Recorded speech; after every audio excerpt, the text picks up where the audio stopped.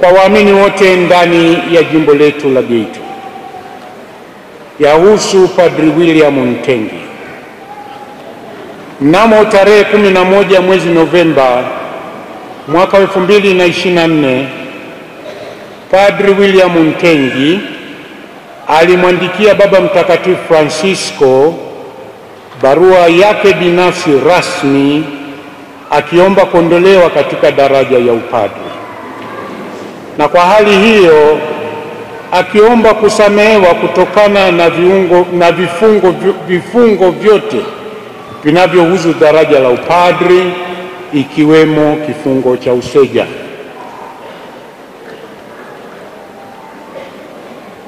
Baba Mtakatifu Francisco kupitia dikastero ya uinjilishaji amemwandikia barua binafsi Padri William Ntengi.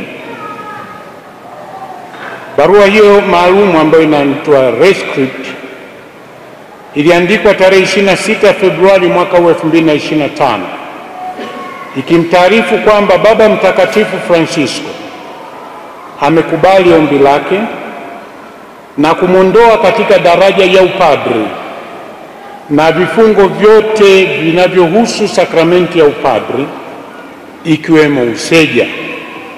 Lakini sambamba na hilo akimtaarifu kwamba amepoteza hadhi ya uklero.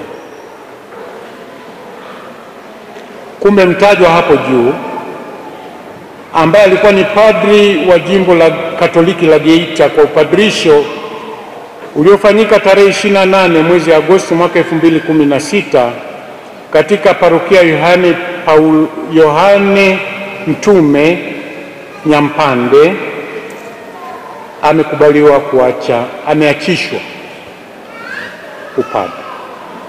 Hivyo basi, kulingana na barua Baba Mtakatifu, Bwana William Ntengi alitaarifiwa na askofu wa jimbo la Geita tarehe 1 mwezi Aprili mwaka 2025 mbele ya makamu wa askofu na padri mwanasheria mmojawapo, Padri Kato, maamuzi hayo, na kwamba kutokana na uamuzi wa Baba Mtakatifu ambao ni kujibu ombi lake, Bwana Ntengi amepoteza hadhi ya uklero na hivyo si padri tena wa kanisa rasmi. Vifungo vyote alivyowekewa kwa sakramenti ya upadri, akiwa pia ameondolewa useja mtakatifu. Kwa hiyo ni baba ambaye anaweza akatafuta mwenzi sasa akaishi naye. 3,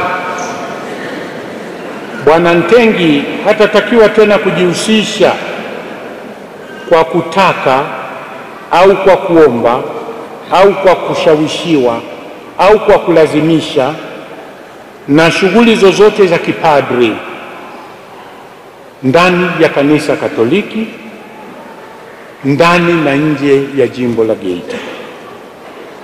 4,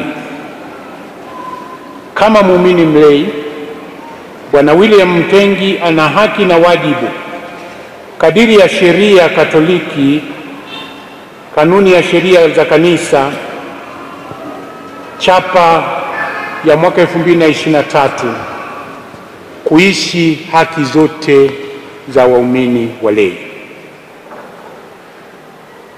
Kama ataamua kuingia ndoa, ataingia kwa miongozo ya sheria ya kanisa.